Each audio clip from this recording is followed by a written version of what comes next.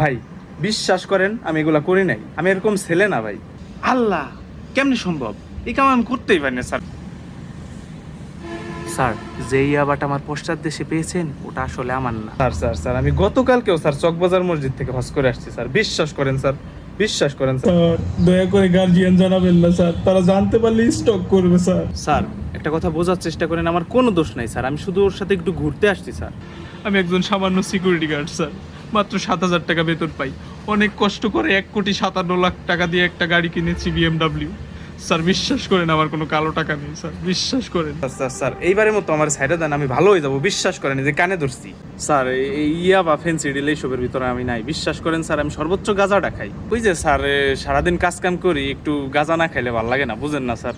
আল্লাহর কসম স্যার, চোখ শুয়ে কইতেছি স্যার, মাটি শুয়ে কইতাছি, বিশ্বাস করেন স্যার, এইবারের মতো আমার মাফ করে দেন। আমি এই 1 মাসের মধ্যে স্যার 3 চিল্লা দিব, বিশ্বাস করেন স্যার।